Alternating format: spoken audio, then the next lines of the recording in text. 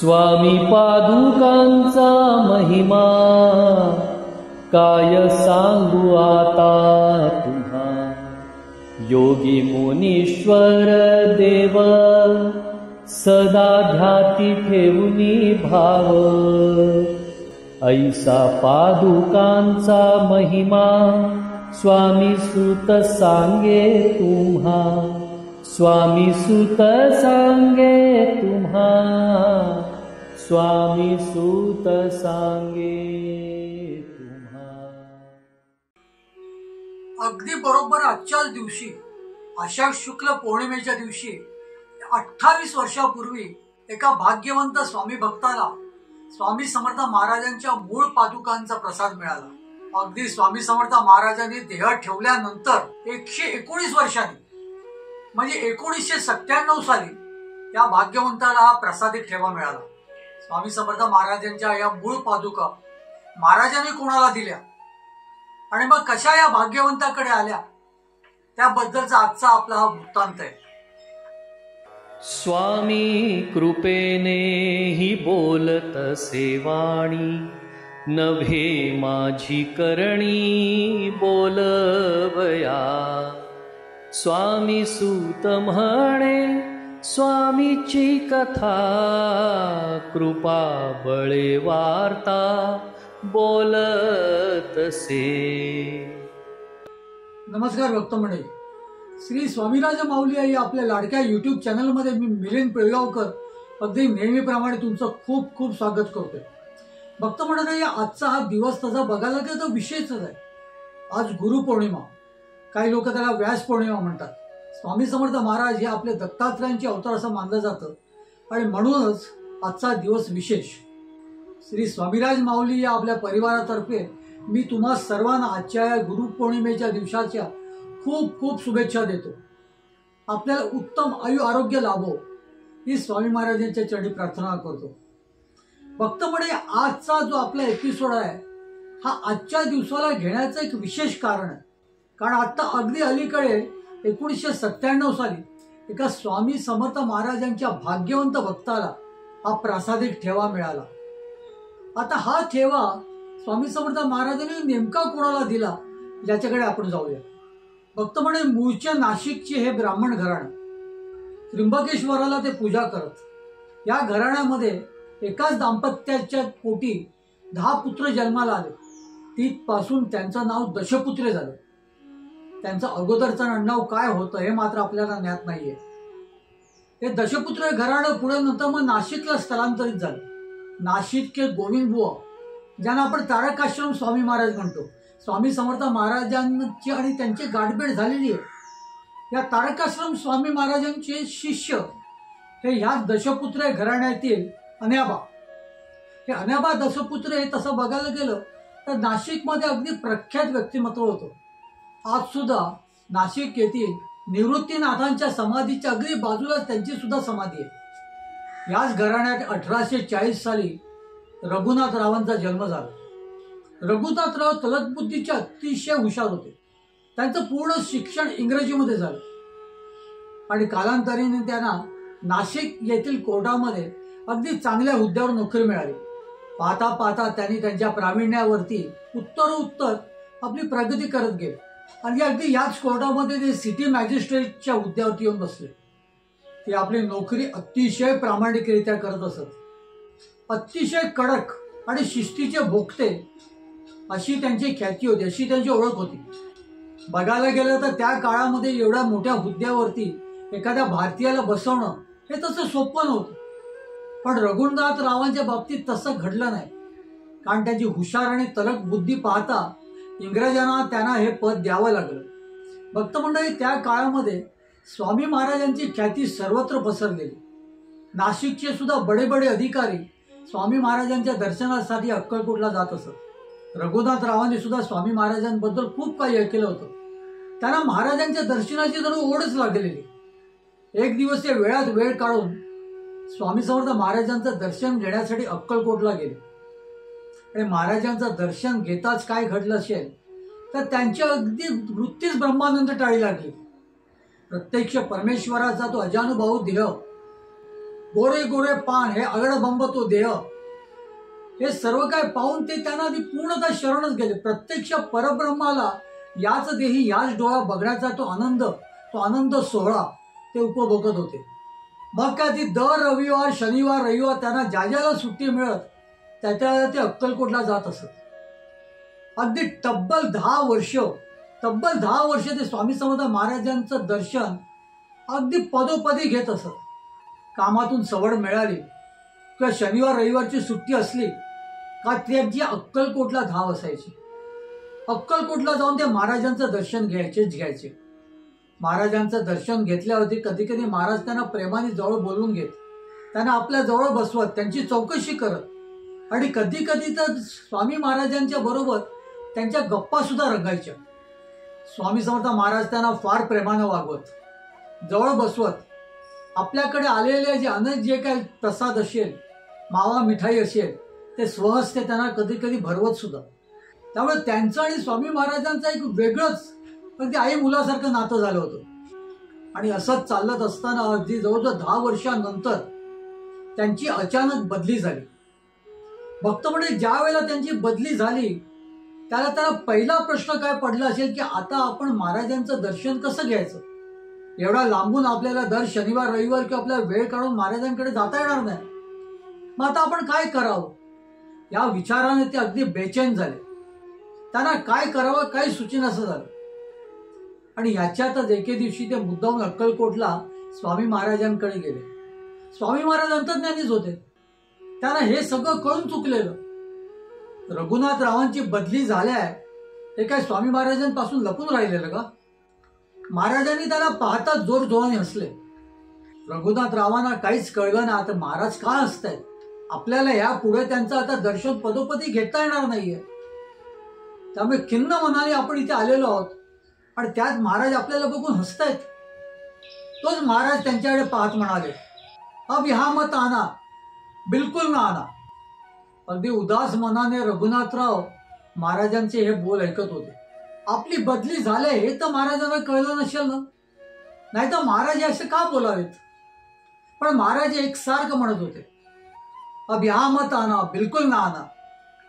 हे ऐकून रघुनाथरावांना अगदी रडूच कोसळलं.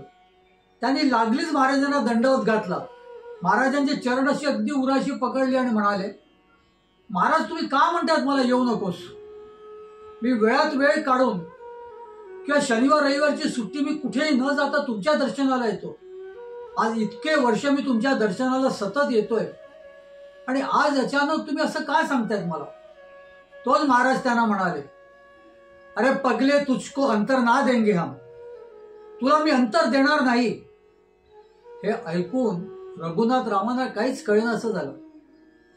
एक तर महाराज सांगतात तुम्ही माझ्याकडे येऊच नका, आणि त्यावर महाराज असं सुद्धा सांगतात की तुला मी अंतर देणार नाही.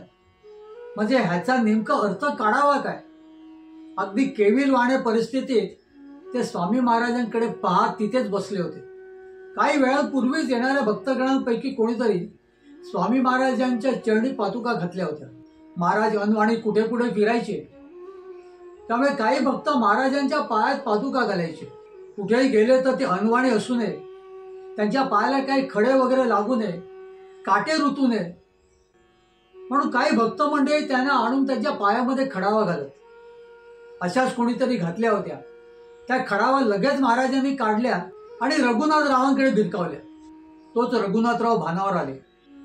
त्यांना समजलं की महाराजांनी आपल्याला प्रसाद दिलेला आहे आणि तुझको अंतर ना देंगे ह्याचा अर्थच मुळात हा आहे की महाराजांच्या पादुका आपल्याकडे आता असणार आहेत. महाराजांचं आता दर्शन तर मिळणार नाही पदोपदी आपल्याला आधीसारखं, पण महाराजांच्या पादुका आपल्या बरोबर राहणार, कायम राहणार. या विचारात ते काही प्रमाणात सुखावले सुद्धा. अगदी तृप्त होऊन त्यांनी महाराजांकडे बघितलं. पुन्हा स्वामी महाराजांना दंडवत घातला. आता मात्र त्यांच्या डोळ्यातून आनंदाश्रू येत होते. त्यांना खूप आनंद झाला होता. महाराजांचा त्यांनी निरोप घेतला आणि बदली झालेल्या ठिकाणी या पादुका घेऊनच ते तिथे गेले. आता मात्र या स्वामी समर्थ महाराजांच्या प्रसादिक पादुकांचा त्यांच्याकडून रोज पूजा होत होती. जणू रोजच दर्शन होत होतं. कामातून सवड काढणं, शनिवारी रविवारी अक्कलकोटात जाणं हे कुठेतरी आठवड्यातून 1-2दा होत असत. पण आता मात्र स्वामी महाराजांच्या पादुका त्यांच्या बरोबर असायच्या. त्यामुळे ती सकाळी उठल्यापासून त्यांना स्वामी महाराजांची सेवा घडायची. स्वामी महाराजांचं सान्निध्य त्यांना जाणवत असे. आपल्या बरोबर सदोदित महाराज आहेत. खरोखर महाराजांनी आपल्याला कुठच्याही पद्धतीचं कुठल्याही प्रकारे अंतर दिलेलं नाहीये ही त्यांना पदोपदी जाणीव होत असे. अगदी 1899 सालापर्यंत रघुनाथरावांनी तिथे नोकरी केली. अखेर तिथून ते सेवानिवृत्त झाले आणि सेवानिवृत्त होताच स्वामी महाराजांचा हा प्रासादिक ठेवा घेऊन ते आपल्या नाशिक मधल्या दशपुत्र वाड्यामध्ये आले. रघुनाथराव थकले होते. आयुष्यभरात त्यांनी जे काम केलेलं ते अतिशय प्रामाणिकपणे केलं होतं. कुठेही कामाकडे कुठच्याही पद्धतीची हलगर्जीपणा हा त्यांनी कधीच केलेला नव्हता. सदोदित महाराजांचं नामस्मरण आणि आपलं काम या व्यतिरिक्त ते कुठेही काही पाहत नव्हते. आता मात्र निवृत्तीनंतर नाशिक मधल्या त्यांच्या त्या दशपुत्र वाड्यामध्ये तेथील देवघरामध्ये स्वामी महाराजांचा हा प्रासादिक ठेवा त्या पादुकांची त्यांनी स्थापना केली आणि अतिशय प्रेमभावाने रोज त्या पादुकांची पूजा करत. रोज महाराजांकडे तासन तास अगदी मन लावून बोलत बसत. अखेर 1906 साली रघुनाथराव दशपुत्र यांनी त्यांच्या दशपुत्र वाड्यातच देह ठेवला. त्यांच्या पश्चात त्यांचे चिरंजीव शंकरराव रघुनाथराव हे नोकरीनिमित्त बडोद्यातच राहिले. त्यांच्याकडून या पादुकांकडे अगदी पूर्णतः दुर्लक्ष झालं. त्यांनी कधी या पादुकांकडे ढुंकून बघितलं सुद्धा नाही, ना पूजा अर्चा कधी केली. त्यामुळे दशपुत्र वाड्यातील या देवघरामध्ये इतर देवाप्रमाणे या पादुकांकडे सुद्धा अगदी पूर्णतः दुर्लक्ष झालं. त्याच्या पूजा अर्चाकडे अगदी हेळसांड होत गेली. या शंकररावांना 5 पुत्र, त्यापैकी दिगंबरराव हे तसे बघायला गेले तर देवभक्त. ते या वाड्यामध्ये स्वामी समर्थ महाराजांची पूजा म्हणा किंवा इतर सर्व दैवतांची पूजा अगदी मनोभावे करीत. त्यांना लोक अण्णा म्हणत. नाशिक मधलं हे अण्णा दशपुत्र म्हटलं तर अगदी प्रख्यात व्यक्तिमत्व आणि तेवढंच प्रतिष्ठित सुद्धा. अण्णांना स्वामी समर्थ महाराजांचा आपल्याकडे असलेल्या प्रसादिक ठेव्याबद्दलची कल्पना होती, त्यांना माहिती होती. त्यामुळे ते ह्या पादुकांची रोज पूजा करायचे. पण मधल्या काळामध्ये या पादुकांच्या जोडांपैकी एक पादुका कुठे गाळ झाली हे कोणालाच माहिती नाही. ती एकच पादुका वाड्यामधल्या देवघरामध्ये होती. अण्णांना सुद्धा त्याबद्दल काहीच माहिती नव्हतं. पण एक तर एक स्वामी समर्थ महाराजांचीच ती पादुका आहे या भावनेने ते रोज त्याची पूजा करत. रोज रितसररित्या त्याला अत्तर वगैरे लावून त्याच्यावरती फुलं वाहून अण्णा स्वामी समर्थ महाराजांची पूजा अगदी मनोभावे करत.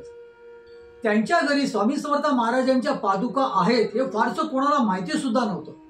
पण नाशिक मधलेच एक प्रसिद्ध ॲडव्होकेट राजेंद्र लोढा यांना त्याची कल्पना होती.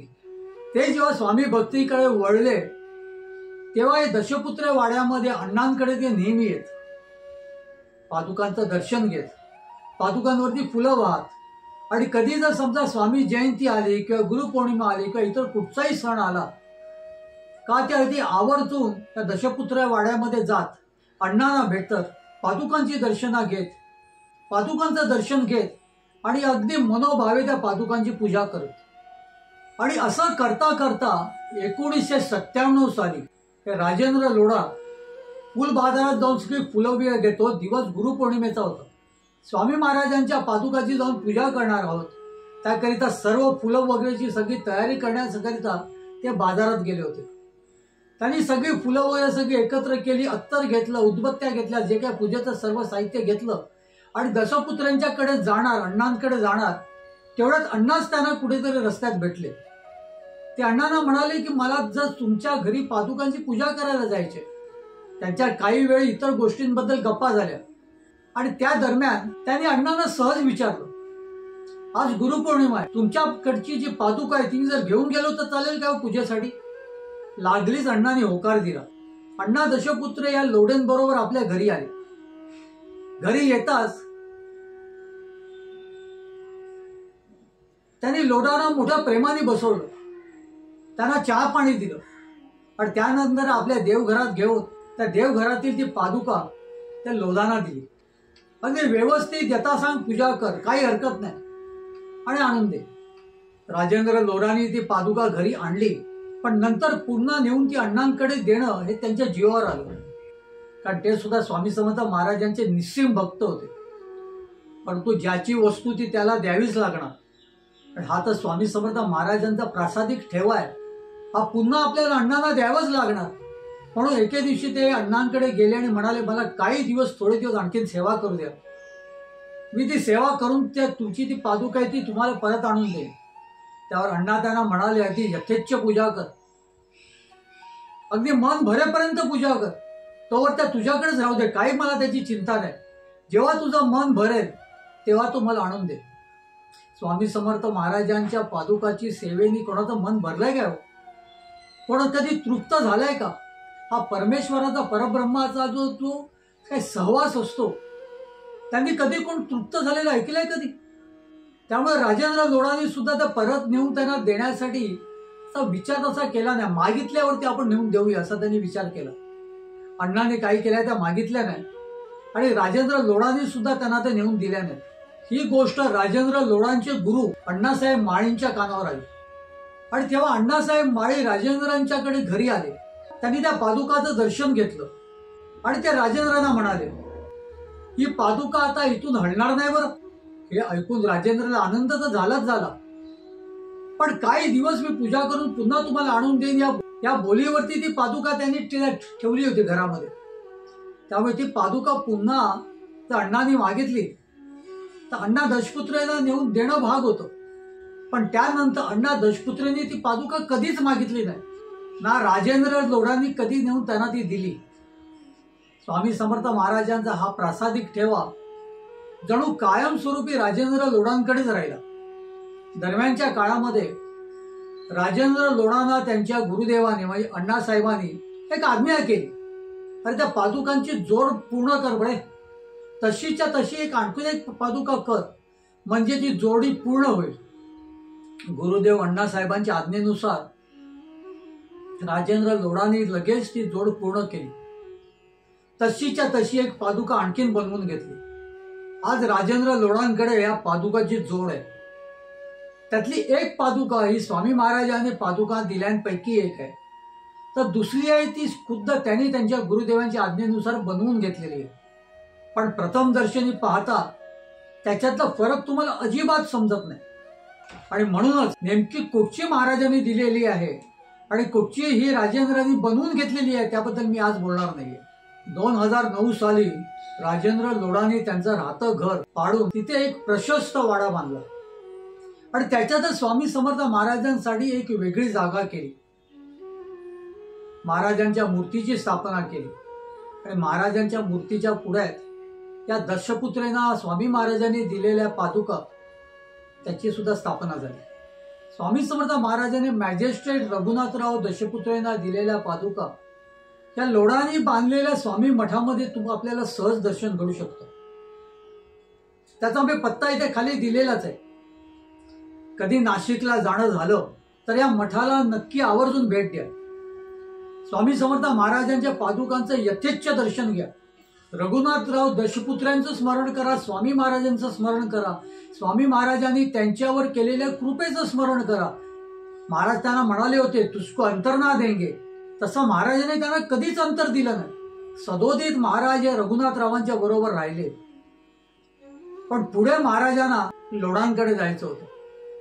तेव्हा भक्त मंडळी, स्वामी समर्थ महाराजांचं हे प्रासादिक वैभव 1997 साली राजेंद्र लोढांना प्राप्त झालं. अर्थात स्वामी महाराजांच्या इच्छेनेच ते प्राप्त झालं, स्वामी महाराजांच्या इच्छेनेच ते त्यांच्यापर्यंत आलं. त्यामुळे लोढा सुद्धा रघुनाथराव दशपुत्रे इतकेच भाग्यवान आहेत असं म्हणायला हरकत नाही. स्वामी समर्थ महाराज खरोखर ग्रेट होते. कधी काय करतील ह्याचा आपण काहीच अंदाज लावू शकत नाही. दशपुत्रेंना पादुका दिल्या, काही वर्षांनी त्याच पादुका महाराजांच्या इच्छेने लोढांकडे आल्या.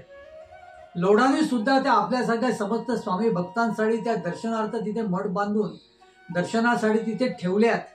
आज आपण कधी गेलो तर या पादुकांचं आपल्याला यथेच्छ दर्शन घेता येतं, मनसोक्त दर्शन घेता येतं. त्यामुळे आपण या राजेंद्र लोढांचे सुद्धा आपण आभार मानूया. भक्त मंडळी, श्री स्वामी समर्थ महाराजांवरती असे वेगवेगळे विविध अभ्यासपूर्ण आणि नव्याने शोध घेतलेले काही प्रसंग मी पदोपदी तुमच्याकडे घेऊन येतो, याही पुढे घेऊन येणार. त्यामुळे आपला जो श्री स्वामीराज माऊली चॅनल आहे तो सबस्क्राईब करा. कितीतरी लोक सबस्क्राईब न करता बघतायत.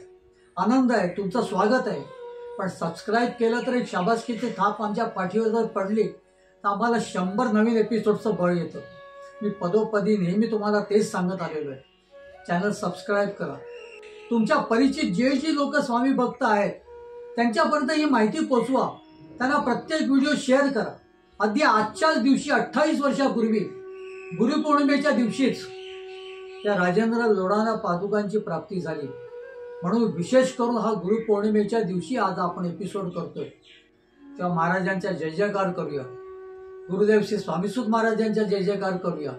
श्री स्वामी समर्थ म्हणूया आणि स्वामी महाराजांकडे पसायदान मागूया. श्री स्वामी समर्थ, श्री स्वामी समर्थ, श्री स्वामी समर्थ. भक्तगणो, एक नम्र विनंती. हा एपिसोड कसा वाटला कृपया कमेंटमध्ये नक्की कळवावे. आवडला असेल तर लाईक करा, शेअर करा आणि कृपया या चॅनलला सबस्क्राईब करायला विसरू नका.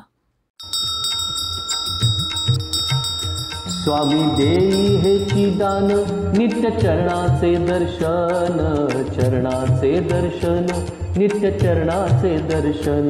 मज नको धन दारा, तुझ्या चरणी द्यावा थारा, चरणी द्यावा थारा, तुझ्या चरणी द्यावा थारा.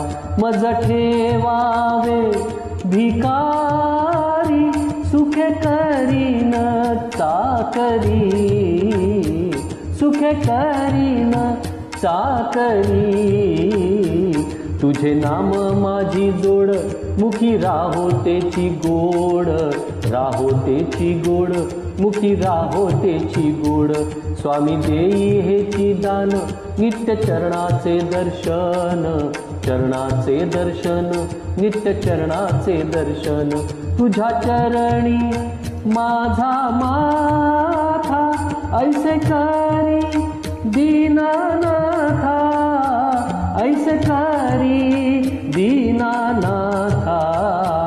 तुझ्या नामी लागो छंद, मज द्यावे दास पद, द्यावे दास पद, मज द्यावे दास पद. स्वामी देई हेची दान, नित्य चरणाचे दर्शन, चरणांचे दर्शन, नित्य चरणांचे दर्शन. सुत मागे हेची दान, सुत मागे हेची दान.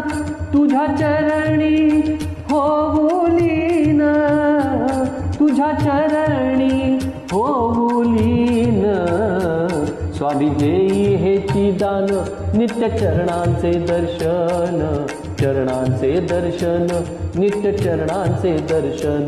मज नको धन दारा, तुझ्या चरणी द्यावा थारा, चरणी द्यावा थारा, तुझ्या चरणी द्यावा थारा. स्वामी देई हेची दान, नित्य चरणांचे दर्शन, चरणांचे दर्शन, नित्य चरणांचे दर्शन. स्वामी देई हेची दान, स्वामी देई हेची दान, स्वामी देई हेची दान.